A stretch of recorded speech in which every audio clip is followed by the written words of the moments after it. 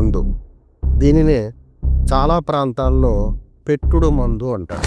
ఈ కుటుంబ సభ్యులు వీధిపాలు కాకుండా ఉండడం కోసం ఆ స్త్రీ తీసుకునే నిర్ణయం అది జీవితాంతం ఆ వ్యక్తిని పట్టుకునే ఉంటుంది. అలాగా రెండోది గర్భాశయంలో ఆలోచన విధానం, వీళ్ళ యొక్క ప్రవర్తన వీటి మీద ప్రభావం చూపించి అదేం చెబుతోందో అలాగే చేయడం జరుగుతుంది. ఇందులో ఒక వ్యక్తిని స్పృశిస్తే శ్వేత గ్రంథుల నుంచి లోపలికి అది గ్రహించుకుని లోపల అంటే వాళ్ళ నుంచి ఏం కోరుకుని ప్రయత్నం అంతా చేస్తారు మీకు తెలుసు. ఏం కోరుకుంటారు?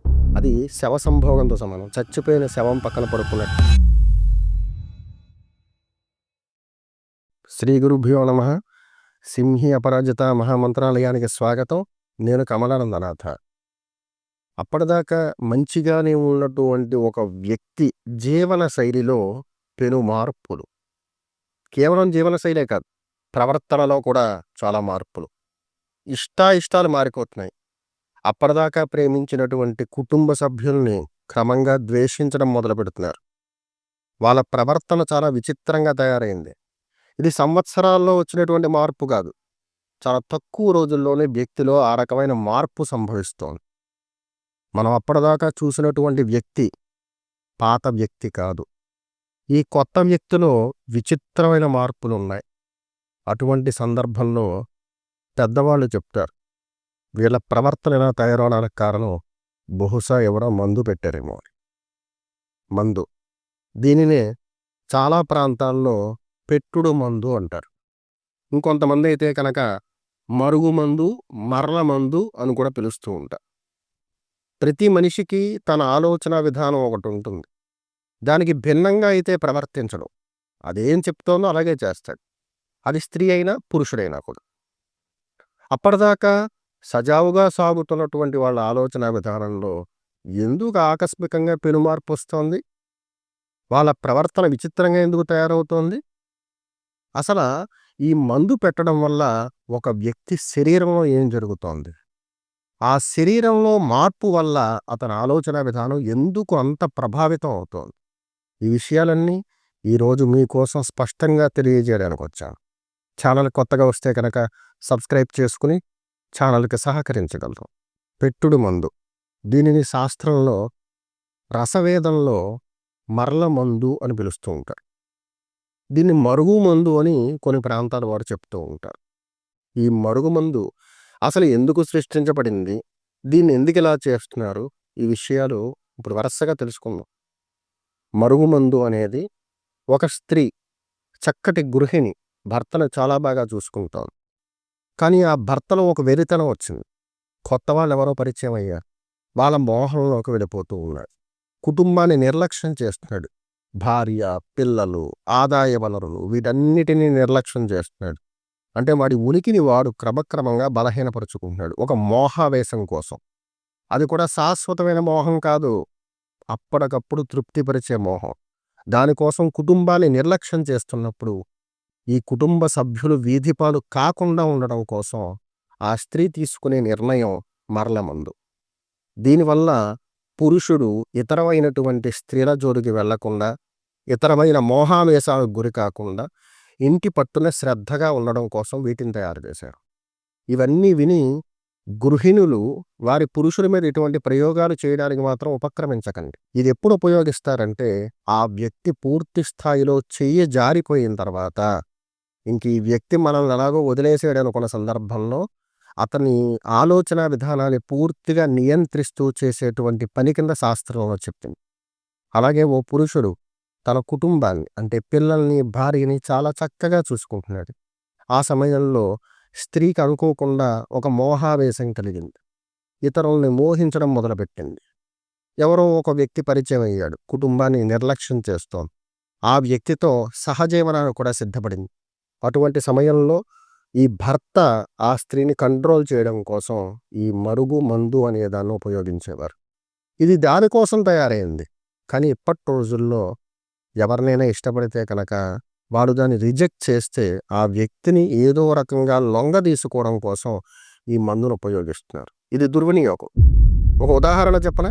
ఇదివరకు కోరెక్స్ అని చెప్పి దగ్గొస్తే, బాగా తీవ్రమైన దగ్గొస్తే ఉపయోగించే సిరప్ ఉండేది. ఆ సిరప్ బాగా దగ్గున్నప్పుడు ఉపయోగించేవారు. ఆ మందుకున్న లక్షణం ఏంటంటే తీసుకున్న తర్వాత బాగా నిద్రొస్తుంది. దగ్గును తగ్గించే క్రమంలో నిద్ర సహకరిస్తుంది. ఒక వ్యక్తి బాగా మత్తులోకి వెళ్ళిపోతే దగ్గాలి అనే భావన తగ్గిపోతుంది. లోపల ఏ మార్పు జరుగుతున్నా. అప్పుడు ఈ మందులో ఉన్నటువంటి ఔషధం ఉంది కదా! ఈ ఔషధం ఏం చేస్తుందంటే లోపల రిపేర్ చేస్తుంది. దానివల్ల త్వరగా తగ్గుతుంది. అంటే దగ్గు మందులో మత్తు కంటెంట్ ఉంటుంది. ఇది కోరెక్స్ సిరప్ యొక్క అర్థం అన్నమాట. చాలామంది దాన్ని దగ్గుకు ఉపయోగించేవారు. క్రమక్రమంగా అది ఏమైందంటే స్కూలుకి, కాలేజీలకి వెళ్ళే పిల్లలు తీసుకోవడం మొదలుపెట్టారు. ఎందుకంటే అది వాసన రాదు. ఆల్కహాల్ తీసుకుంటే బయటికి వాసనొస్తుంది. కానీ కోరెక్స్ తాగితే వాసన రాదు. ఒక్కో వ్యక్తి అంటే ఒక్కో కుర్రాడు, యువకుడు రోజుకి 5, 6 సీసాలు తాగేసేవారు. అలా తాగేయడంతో ఏమైందంటే విపరీతమైన మత్తనమాట. అది ఒక రకమైనటువంటి ఆనందానికి గురి చేసేది. దానికోసం రోజుకి 5, 6 సిరప్పులు తాగేసేవాడు. ఇక ఈ విషయం వైద్య ఆరోగ్య శాఖకి తెలిసింది. తర్వాత కోరెక్స్ అనేదాన్ని పూర్తిగా ఆపేశారు. అసలు కోరెక్స్ అనేటువంటి కంపెనీ దగ్గును తగ్గించడానికి తయారు చేయబడింది. అంటే అది చాలా మంచి ఔషధం అన్నమాట. మరెందుకు దీనికి గతి పట్టింది? దాన్ని దుర్వినియోగం చేయడం వల్ల. రసవేదంలో ఈ పెట్టుడు మందు కూడా ప్రస్తుత రోజుల్లో అలాగే తయారయ్యాయి. అసలు దీన్ని ఎందుకు తయారు చేశారంటే కుటుంబాలు పాడైపోకుండా జాగ్రత్తగా కాపురం చేసుకోవడం కోసం, ఒక భర్త తన భార్యతో హాయిగా ఉండడానికి, ఒక భార్య తన భర్తతో చక్కగా ఉండడానికి ఈ యొక్క రసవేదంలో ప్రత్యేకంగా మరుగుమందులు తయారు చేయడం జరిగింది. ఎవరినో ఇష్టపడ్డాం. వాళ్ళు మా అమ్మగారు, నాన్నగారు ఒప్పుకోవట్లేదు. తర్వాత చూద్దాంలే అని చెప్పడం. వీడు ఆ స్త్రీ మీద ప్రయోగం చేయడం. ఈ రసవేదాన్ని రాయడం గాని, తినిపించడం గాని ఇలాంటివి చేయడం. దీనివల్ల పాపం ఆ పాప క్రమక్రమంగా ఇతనికి లోబడిపోవడం. కొంతకాలం పాటు వీడు ఆశించినటువంటి ఆనందాన్ని పొందడం, వాళ్ళని ఇబ్బందికి గురిచేయడం. ప్రస్తుత రోజుల్లో జరుగుతున్న ఇంతే. మరుగుమందు. అసలు ఈ మందు హ్యూమన్ బాడీ, ఒక మనిషి శరీరం మీద ఎలా ప్రభావం చూపిస్తోందో తెలుసుకుందాం. మొట్టమొదట దీనికో నియమం ఉంది. పురుషులు పురుషులకు గాని, స్త్రీలు స్త్రీలకు గాని పెట్టడానికి ఉండదు. ఇది ఖచ్చితంగా వ్యతిరేక లింగం. పురుషుడైతే స్త్రీకి, స్త్రీ అయితే పురుషుడికి పెట్టాలి తప్ప మగవాళ్ళు మగవాళ్ళకి, ఆడవాళ్ళు ఆడవాళ్ళకి పెట్టుడు మందు పెట్టడానికి అవకాశం ఉండదు. ఈ మరుగుమందు తయారు చేయడంలో శాస్త్రంలో చాలా వినియోగాలు చెప్పబడ్డాయి. చాలా రకాల పదార్థాలు దాంట్లో మనం ఉపయోగించాలి. దాంట్లో ఎంతవరకు ప్రకటించాలో అంతవరకు మీకు ప్రకటిస్తా. ప్రధానమైన వనరులు అంటుమాతంగి. అంటుమాతంగి అంటే ఒక ఆకు అన్నమాట. అది సపోజ్ మన చొక్కాకి తగిలిందనుకోండి అలా పట్టుకునే ఉంటుంది. దానికి చిన్న చిన్న కంటికి కనిపించని ముళ్ళు లాంటివి ఉంటాయి. ఆ ముళ్ళు అలా పట్టుకొని ఉంటాయి. ఇది గర్భంలోకి వెళ్ళిన తర్వాత కూడా ఆ మందుని బయటికి వెళ్ళిపోనివ్వకుండా ఆపుతుంది అని ఒక నమ్మకం అన్నమాట. దాన్ని అంటుమాతంగి అంటారు. ఇక మరల మాతంగి అని ఉంటుంది. ప్రత్యేకంగా మరుగుమందులో ఉపయోగించేటువంటి వనరు ఇదే. అంటుమాతంగి, మరల మాతంగి. దీంతో పాటు టచ్ మీ నాట్ అంటారు. అత్తిపత్తి ఆకు. ముట్టుకుంటే ఇలా ముడుచుకుంటుంది ఆకు. ఆ అత్తిపత్తి ఆకును కూడా దీంట్లో వినియోగిస్తారు. ఇంకొన్ని రకాల ఇంగ్రీడియంట్స్ ఉన్నాయి. కొంత అంటే ఇటువంటివన్నీ విని మళ్ళీ వాటిని తయారు చేసే అవకాశం ఉంది చాలామంది దగ్గర. అందుచేతనే కొంతవరకు ఆపుతాను. ఇవి ప్రధానమైన వనరులు అనమాట.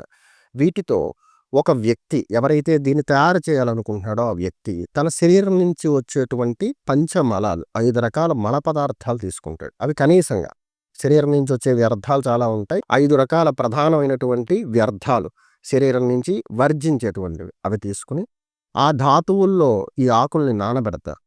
ఈ ఆకులు ఏం చేస్తాయంటే దాంట్లో ఉండే DNA కంటెంట్‌ని తీసుకుంటూ ఉంటాయి. ఈ వ్యక్తి శరీరానికి తగినటువంటి లక్షణాలన్నీ కూడా మలమూత్రాల్లో కూడా ఉంటాయి. అలాగే మన శరీరం నుంచి వచ్చేటువంటి వ్యర్థాల్లో కూడా ఉంటాయి. వాటన్నిటిని గ్రహించుకుంటూ ఉంటాయి. ఇలా 3 రాత్రులు కనీసంగా నానబెడతారు.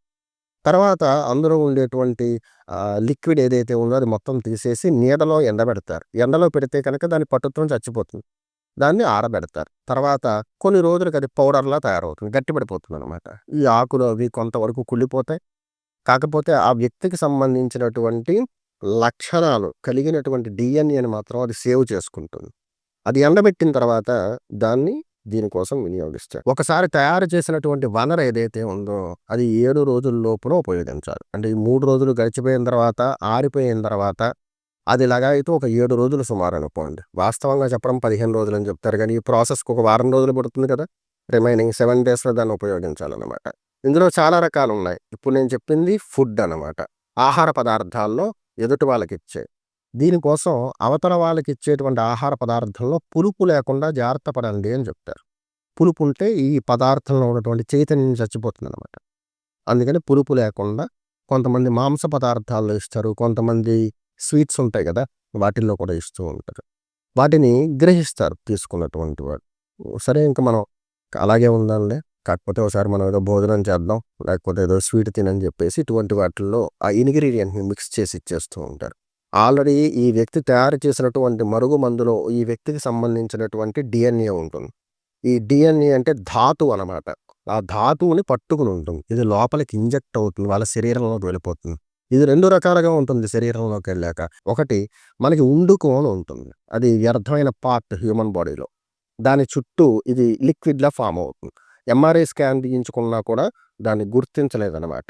సేమ్ మన గర్భంలో ఏదైతే ఫ్లూయిడ్స్ ఉంటాయో దానిలాగే ఒక లేయర్ లాగా ఫార్మ్ అవుతుంది. అది జీవితాంతం ఆ వ్యక్తిని పట్టుకునే ఉంటుంది అలాగా. రెండోది గర్భాశయంలో గర్భానికి లోపల అంటే పొట్ట లోపల జీర్ణ వ్యవస్థ ఏదైతే ఉందో అందులో ఒక పక్కకి ఈ అంటు మాతంగి పట్టుకుంటుందనమాట. దీనికున్న లక్షణాన్ని బట్టి ఆ ధాతువుని ఓ పక్కకి ఆపేస్తుంది. ఈ రకంగా మనం డైజెషన్ జరుగుతుంది కదా! దాంట్లో అనేక రకాల యాసిడ్స్ ఉత్పత్తి అవుతాయి. రోజు మనం అనేక ఆహార పదార్థాలు తీసుకుంటూ ఉంటాం. అది లోపలికెళ్తుంది. లోపల ఒక ఫైర్ కూడా జరుగుతుంది. ఏం జరిగినా సరే ఇది మాత్రం బయటికి రాదు. ఇది లోపల ఉండిపోతుంది. ఇది శరీరంలోకెళ్ళిన తర్వాత మీరు 'రోబో' సినిమా చూసారా? దాంట్లో ఒక చిప్ ఉంటుంది. దాన్ని రెడ్ చిప్ అంటారు. మంచి రోబో చిప్‌ని తీసేసి ఈ రెడ్ చిప్‌ని దాంట్లో పెట్టేటప్పటికి అది చాలా క్రూయల్‌గా బిహేవ్ చేస్తుంది. ఆ చిప్‌లో ఏముందో అది అలాగే బిహేవ్ చేస్తూ ఉంటుంది. దాని కమాండ్స్ అన్నీ అక్కడి నుంచే ఉంటాయి. అలాగే ఒక వ్యక్తికి ఉండేటువంటి ఆలోచన వ్యవస్థ ఏదైతే ఉంటుందో, వాళ్ళ ప్రవర్తన ఏదైతే ఉంటుందో దాని మీద ఈ మరల మందు ప్రభావం చూపిస్తుంది. తద్వారా ఏం జరుగుతోంది? వ్యక్తి తనంతట తాను నిర్ణయాలు తీసుకోలేరు. ఈ లోపల ఉన్నటువంటి పదార్థ చైతన్యం ఏదైతే ఉందో అది వీళ్ళ యొక్క ఒరిజినల్ డీఎన్ఏ, వీళ్ళ యొక్క ఒరిజినల్ ఆలోచన విధానం, వీళ్ళ యొక్క ప్రవర్తన వీటి మీద ప్రభావం చూపించి అదేం చెబుతోందో అలాగే చేయడం జరుగుతుంది. అంటే దాని పట్ల ఆకర్షణ కలుగుతుంది. జీవన విధానంలో రోజువారీ పనులన్నీ మామూలుగానే ఉంటాయి. కానీ లోతుగా చూస్తే ప్రత్యేకంగా ఈ వ్యక్తి విషయంలో చాలా ప్రత్యేకమైన ఆసక్తి కలుగుతూ ఉంటుంది. అవతల వ్యక్తి తన్నేసినా సరే ఆ వ్యక్తే కావాలని పెంచడం. ఆ వ్యక్తి గురించే ఆలోచించడం. ఇతరమైన కుటుంబ సభ్యులందరినీ పక్కన పెట్టడం. ఎప్పుడూ ఆ వ్యక్తి తలపుల్లోనే జీవిస్తూ ఉండడం. ఈ లక్షణాలన్నీ కూడా లోపల ఉన్నటువంటి గర్భస్థమైనటువంటి ఆ పదార్థం కలగజేస్తోంది. అయితే దీంట్లో చాలా రకాలున్నాయి. ఇది లోపలికి ఇంజెక్ట్ చేసేది. ఇంకా నెత్తి మీద ఆయిల్‌లా అప్లై చేసేది. ఇలా శరీరాన్ని తాకితే కనెక్ట్ అయిపోయే రసవేదాలు కూడా ఉన్నాయి. ఇవన్నీ అత్యంత ప్రమాదకరమైనవి. ఇందులో ఏం చేసినా అందులో ఉండే ఇంగ్రీడియెంట్స్‌లో ఇప్పుడు నేను చెప్పినవి ఏవైతే ఉన్నాయో ఖచ్చితంగా ఉంటాయి. దానికి అదనంగా కొన్ని కొన్ని ఉంటాయి. అవి ప్రకటించడానికి ఆమోదయోగ్యం కాదు. ఇంక అవి కూడా చెప్పేస్తే మీరు సొంతంగా చేసేసుకోవచ్చనమాట మందు. అందుకని చెప్పట్లేదు. ఇందులో ఒక వ్యక్తిని స్పృశిస్తే శ్వేత గ్రంథుల నుంచి లోపలికి అది గ్రహించుకుని లోపల ఒకటి ఫార్మ్ చేస్తుందనమాట. ఆ లక్షణాన్ని ఫార్మ్ చేసేస్తుంది. అలాగే తల నుంచి ఇస్తే మైండ్‌కి పెడుతుందనమాట అది. దాని ప్రభావం అంతా కూడా మన స్కల్ ఉంటుంది కదా! దాని నుంచి ఆ ఆలోచన విధానం బ్రెయిన్‌కి ఇచ్చేస్తూ ఉంటుంది. ఆ వ్యక్తి గురించి ఆలోచించేటువంటి లక్షణం. ఈ 3 పద్ధతులు కాకుండా నాలుగో పద్ధతి ఇంకోటుంది. అది కొంచెం రహస్యమైంది. అది ఇలా సామాజిక మాధ్యమంలో ప్రకటించడానికి కూడా బాగోదు. ఆ రకంగా కూడా మరల మందుని అప్లై చేస్తారనమాట. యాక్చువల్‌గా నాలుగో సిస్టమ్ ఏదైతే ఉందో అది లైఫ్ టైమ్ ఒక వ్యక్తి కనెక్ట్ అయ్యాడంటే జీవితాంతం అవతల వ్యక్తికి బానిసై ఉంటాడు. మరి ఇలాంటి పరిస్థితుల్లో వాళ్ళకి ఎఫెక్ట్ అయిపోయింది. రసవేదం వాళ్ళకి ఇంజెక్ట్ అయిపోయింది. దాని నుంచి బయటికి రావాలంటే ఏం చేయాలి అనే అంశాన్ని కూడా ఇప్పుడు నేను తెలియజేస్తాను. రసవేదుల్లో ప్రత్యేకంగా అంటే రసవేదం చేసే వాళ్ళల్లో ఒకటి సృష్టిస్తే దానికి యాంటీడాట్ కూడా తయారు చేసేస్తారు. ఒకవేళ ఇంజెక్ట్ అయింది ఎవరి వల్లో దాన్ని తీయాలంటే దానికి సంబంధించినటువంటి రసవేదాన్ని కూడా సిద్ధపరుస్తారనమాట. ఈ క్రమంలో ఈ మధ్య కాలంలో ఈ పసర ఏదైతే ఉందో దాన్ని టాబ్లెట్స్ రూపంలో తయారు చేస్తున్నారు. అవి లోపలికి ఇంజెక్ట్ చేస్తారు. ఎవరికైనా రసవేదం జరిగింది చెప్పాను కదా! వాళ్ళ ప్రవర్తనలో చాలా మార్పొచ్చేసింది. అవతల వాళ్ళు లేకపోతే చచ్చిపోతా ఉంటున్నారు. అవతల వాడు తన్నేసినా వాళ్ళ దగ్గరే ఉంటా ఉంటున్నారు. అంటే రసవేదం ఇంజెక్ట్ అయింది వాళ్ళకి. సాధారణంగా మనకంటూ ఓ లక్షణం ఉంటుంది కదా! మనల్ని ఎవరైనా ఓ మాట అన్నారంటే మనం పడం. అది భార్య అయినా, భర్త అయినా సరే. వెంటనే మాట్లాడతాం ఎదురు తిరిగి. ఏంటి సంగతని. అటువంటి సందర్భంలో కూడా అవతల వాడు తన్నేసినా, తొక్కేసినా కూడా లేదండి నేను ఆయన దగ్గరే ఉంటాను. ఆయనే నాకు సర్వం, ఆయనే నాకు ప్రాణం అని వీళ్ళనడం. అలాగే నేను ఇంక తన దగ్గరే ఉంటాను. నా జీవితం అయిపోయింది. మొత్తం అంతా ఆవిడ దగ్గరే. ఇలాగని ఓ వ్యక్తి అనడం. ఇటువంటివన్నీ జరుగుతూ ఉంటాయి. ఇవి జరుగుతున్నప్పుడు మనం గమనించాలి. వీళ్ళు దీనికి లొంగిపోయారనమాట. అటువంటి వ్యక్తిని తీసుకొచ్చి కూర్చోబెట్టినప్పుడు ఈ పసరు ఏదైతే ఉందో దాంతో టాబ్లెట్స్ తయారు చేస్తున్నారు ఈ మధ్య కాలంలో. వాటిని గ్రహిస్తే లోపలికి వెళ్ళిన తర్వాత 2 రకాల ప్రభావాలుంటాయి ఇందులో. ఒకటి మోషన్స్ రూపంలో బయటికి పంపించేసేది. రెండోది వామిటింగ్స్ రూపంలో పంపించేసేది. మోషన్స్ రూపంలో పంపించేసేదనేది ఫుల్లు ఫ్లష్ అనమాట. మొత్తం తీసేస్తుంది. వామిటింగ్స్ రూపంలో ఈ మధ్య కాలంలో ప్రాధాన్యత పెరిగింది. దేనికోసం అంటే అది బయటకొచ్చిన తర్వాత ఒకటి చూపించి ఇది లోపల ఉన్నటువంటి రసవేదం ఆల్రెడీ వీళ్ళకి ఇంజెక్ట్ అయ్యుంది. సో, దాన్ని మేము బయటికి తీసామని చెప్తారు. ఇందులో మళ్ళీ 2 రకాలున్నాయి. ఒకటి అసలైన రసవేదులు ఇచ్చేటువంటి టాబ్లెట్ అనమాట. అదేం చేస్తుందంటే కేవలం గర్భాశయం మాత్రమే కాకుండా ఉండుకానికి ఆశ్రయించి ఉన్న లేయర్‌తో సహితంగా మొత్తం తీసేస్తుంది. అది మోషన్స్, వామిటింగ్స్‌లో కూడా. ఈ వామిటింగ్స్ అనేది అందరికీ కూడా చేసుకోవడానికి కష్టం అనమాట. ఉక్కిరిబిక్కిరైపోతారు. అంచేతనే ఎక్కువ మంది మోషన్స్‌కి ఆ టాబ్లెట్ వాడతారు. అది యూజ్ చేస్తే ఒక రోజులో కనీసంగా 20, 25 మోషన్స్ అయిపోతాయి. ఆ సమయంలో అదంతా కూడా ఫ్లష్ అయిపోతుంది. బయటికి వెళ్ళిపోతుంది. కొంతమందికి ప్రదర్శించడం కోసం ఏం చేస్తారంటే ఈ టాబ్లెట్స్ ఇస్తూ ఉంటారు. అవి వాళ్ళు కక్కుతూ ఉంటారు. లోపల ఏదైతే గర్భాశయంలో స్టోర్ అయ్యి ఉందో, ఆ ఉండుకం దగ్గర ఉందో దాన్ని మొత్తం కక్కించేస్తారు. ఈ కక్కించే విధానంలో ఉండుకానికి ఆశ్రయించున్న లేయర్‌లో ఉన్నటువంటి పటుత్వాన్ని పూర్తిగా తీయడానికి రాదు. సో, కొంత పార్ట్ ఉండిపోతుంది. దానివల్ల మళ్ళీ అది డెవలప్ అయ్యే అవకాశం ఉంది. అదే మోషన్స్‌లో పోయేదైతే మొత్తం అంతా పోతుందనమాట. ఇక్కడ దాకా మీకు అర్థమైంది కదా! ఇప్పుడు ఇందులో ఏం జిమ్మిక్కులు జరుగుతున్నాయో చెప్తా. లోపలికి టాబ్లెట్ ఇస్తారు. అదేంటంటే పసరుతో చేసింది కాదు. చూడ్డానికి పసరుతో చేసిన దానిలాగే ఉంటుంది. మనకి అల్లోపతిలో వామిటింగ్స్ అవ్వడానికి కొన్ని కొన్ని టాబ్లెట్లుంటాయి. అలాగే ఎవరైనా విష పదార్థాలు లోపల తీసుకుంటే దాన్ని కక్కించేసేయడానికి కొన్ని కొన్ని పదార్థాలుంటాయి. దీన్ని అందులో కలుపుతారనమాట. అది లోపల గ్రహించిన వెంటనే లోపల గర్భాశయం మొత్తం తిప్పేసి లోపల ఎప్పటినుంచో కొంచెం కొంచెం స్టోరేజ్ ఏదైనా ఉంటే దాంతో సహితంగా ఇంకా పేగులు బయటపడిపోతాయేమో అన్న స్థాయిలో మొత్తం నోట్లోంచి బయటకొచ్చేస్తుంది. ఆ వచ్చే క్రమంలో గుర్తుపెట్టుకోండి ప్రతి ఒక్కళ్ళ గర్భాశయం చాలా ప్యూరిఫైగా అయితే ఉండదు. లోపల ఖచ్చితంగా పసర లాంటి పదార్థం ఉంటుంది. లోపల మాలిన్యాలుంటాయి. కొన్ని కొన్ని డైజెస్ట్ కాని పదార్థాలు గర్భాశయాలను ఆనుకుని ఉంటాయి. ఆశ్రయించి ఉంటాయి. అటువంటివి కూడా బయటకొచ్చేస్తూ ఉంటాయి. ఇటువంటి వాటిని చూపించి అదిగో మీరు ఏదో ఎవరో పెట్టారు మందు. ఆ మందు బయటకొచ్చిందని చెప్పేసి ఓ పుల్లతోటి ఇలా తిప్పి చూపిస్తారు. అది యాక్చువల్‌గా గర్భాశయంలో డైజెస్ట్ కానటువంటి పదార్థాలు కావచ్చు, లోపల ఫార్మ్ అయినటువంటి పసర కావచ్చు, ఇటువంటివి కూడా కావచ్చు. అది కూడా చూపించి ఇది పెట్టినటువంటి మందు, ఆ మందును మేము బయటికి తీసామంటారు. ఇందులో ఈ మందును తీసేటువంటి క్రమం ఏదైతే ఉందో అందులో ఆయిల్స్ ఉంటాయి నెత్తికి పెట్టేది. ఈవెన్ అవతల వాళ్ళు ఏ రకమైనటువంటి ప్రయోగాన్ని యువతల వ్యక్తి మీద రసవేదాన్ని చూపించినా దాన్ని నిలువరించడానికి కావలసినటువంటి 2, 3 రకాలుగా రసవేది యాంటీడాట్స్ ఇస్తాడు. శిరస్సు మీద, నెత్తి మీద ఆయిల్ అప్లై చేయడం. ఇక్కడ మనకి బ్రహ్మరంధ్రం అని పుట్టినప్పుడు చిన్న సొట్ట ఉంటుంది. ఇలా ఇక్కడ కొట్టుకుంటూ ఉంటుందనమాట. చిన్న పిల్లలకి మనం గమనిస్తే కనుక ఆ సొట్ట కనిపిస్తూ ఉంటుంది మనకి. ఆ సొట్ట ఏదైతే ఉందో ఆ ప్రదేశంలో పెడతారు. కొంచెం అక్కడ హెయిర్ కట్ చేసి అక్కడ పెట్టేస్తూ ఉంటారనమాట. ముద్దలాగా.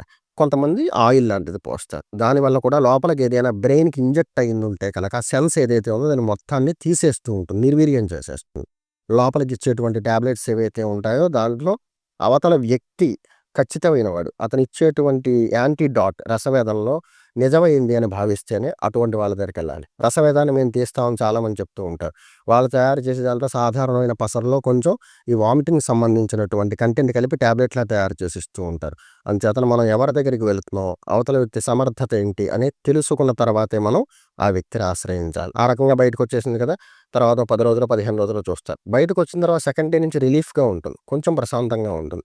ఒకవేళ లోపల ఉండుకానికి సంబంధించిన లేయర్ కనెక్టెడ్ ఏదైనా ఉంటే కనుక వారం పోయిన తర్వాత మళ్ళీ నెమ్మదిగా డిస్టర్బెన్స్ స్టార్ట్ అవుతుంది. అప్పుడు మళ్ళీ ఇంకొక అటెంప్ట్ మళ్ళీ చేయిస్తే కనుక వితిన్ ఒక నెల రోజుల లోపల 2 సార్లు ఈ యాంటీ డాట్స్ ఇప్పిస్తే కనుక ఆ వ్యక్తికి ఎన్ని సంవత్సరాల క్రితం నుంచి ఆ రసవేదంతో బాధపడుతున్నా సరే దాని నుంచి బయటికి రావడానికి అవకాశం ఉంటుంది. ఈ రసవేదులు చాలా ప్రాంతాల్లో ఉంటారు. అయితే ప్రత్యేకంగా ఈ రసవేదులు ఫలానా చోట ఉంటారు అని చెప్పుకోవడానికి ఏం లేదు. అన్ని ప్రదేశాల్లోనూ రసవేదులు ఉన్నారు. అటువంటి వాళ్ళలో ఎవరైనా అంటే మనకు తెలుసున్న వాళ్ళు ఎవరైనా ఈ రసవేదంతో ఇబ్బంది పడుతున్నారు. అలాంటిదేదో ఇంజెక్ట్ అయింది. అందుకే వాళ్ళ బిహేవియర్ అలా మారిపోయింది అనుకుంటే కనుక యాంటీడాట్ ఇప్పించడానికి మీకు తెలిసినటువంటి వాళ్ళు ఎవరైతే ఉంటారో వాళ్ళని మాత్రమే సంప్రదించండి. సామాజిక మాధ్యమాల్లో చాలామంది చెప్తూ ఉంటారు. మేము దాన్ని తీసేస్తాం, ఏదో చేసేస్తామని. అటువంటివన్నీ నమ్మకండి. బాగా పరిచయస్తులు గతంలో ఎవరైనా అలా రిపేర్ చేయించుకున్న వాళ్ళు మనకు తెలిసి సజెస్ట్ చేస్తే కనుక ఆ బోటి వాళ్ళని ఆశ్రయించి మాత్రమే కనెక్టెడ్ రసవేదం లోపలికి ఇంజెక్ట్ అయిపోయినటువంటి రసవేదం చాలా కాలంగా సఫర్ చేస్తున్నటువంటిది ఏదైతే ఉందో దాన్ని తీయించుకునేటువంటి ప్రయత్నం చేయండి. ఒక వ్యక్తిని నిజంగా ఇష్టపడితే వాళ్ళని ప్రయత్నపూర్వకంగా మన ప్రవర్తనతో మనల్ని ఆకర్షించేలా చేసుకోవాలి తప్ప, ఎలాంటి రసభేదాలు అవి ఇవి పెట్టి వాళ్ళ జీవితాన్ని భంగపరచకూడదు. ఎందుకంటే వ్యక్తికి వ్యక్తిగతంగా తన బ్రతికేటువంటి స్వేచ్ఛ ఉంది. దాన్ని డిస్టర్బ్ చేయకూడదు.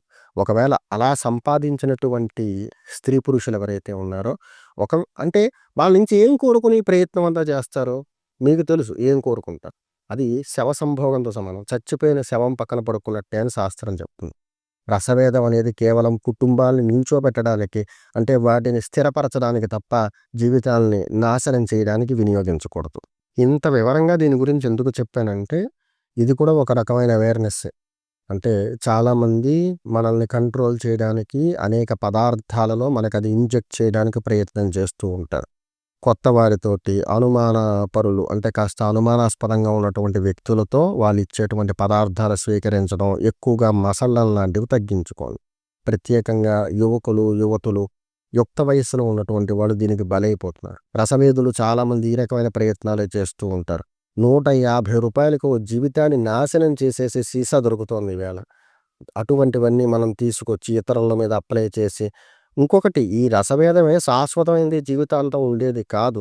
ఒకవేళ ఆ రసభేదం నుంచి బయటకొస్తే కనుక ఈ వ్యక్తి రాసినటువంటి వాడు చాలా ఫేస్ చేయాల్సి ఉంటుంది. కర్మల్లో ఇది కూడా ఒక పెద్ద కర్మే. ఒక వ్యక్తి యొక్క ఆలోచన విధానాన్ని నిర్వీర్యం చేయడం అనేది, ఆ వ్యక్తి యొక్క స్వభావాన్ని నిర్వీర్యం చేయడం అనేది కూడా చాలా తప్పే. కేవలం నలుగురికి ఈ విషయం తెలిస్తే ఇతరులతో కాస్త జాగ్రత్తగా ఉంటారని వీడియో చేశాను తప్ప, ఇది తెలుసుకుని మళ్ళీ ఎవరి మీద అప్లై చేయమని కాదు. సర్వేజనా సుఖినో భవంతు. సింహీ అపరాజిత మహామంత్రాలయం ఈ రోజు లగాయతు చాలామంది అభ్యర్థన మేరకు సింహీ అపరాజిత మహామంత్రాలయం తరపున ఇటువంటి విశేషమైనటువంటి వీడియోస్, ఏదైతే కంటెంట్ బేస్డ్ ఉంటుందో, ఇతరమైనటువంటి విషయాలు లేకుండా స్ట్రైట్గా ఉండేటువంటి వీడియోస్, మీకు అర్థమయ్యేటువంటి లాంగ్వేజ్లో, మీకు అర్థమయ్యేటువంటి సరళమైన భాషలో తెలియజేసే ప్రయత్నం చేస్తూ ఉన్నాను. ఇది ప్రతిరోజు రాత్రి 9 గంటలకు టెలికాస్ట్ అవుతుంది. ప్రస్తుతం దీన్ని సాయంత్రం 6 గంటలకి, చాలామంది అభ్యర్థన మేరకు సాయంత్రం 6 గంటలకే టెలికాస్ట్ చేయడం మొదలు పెడతాం.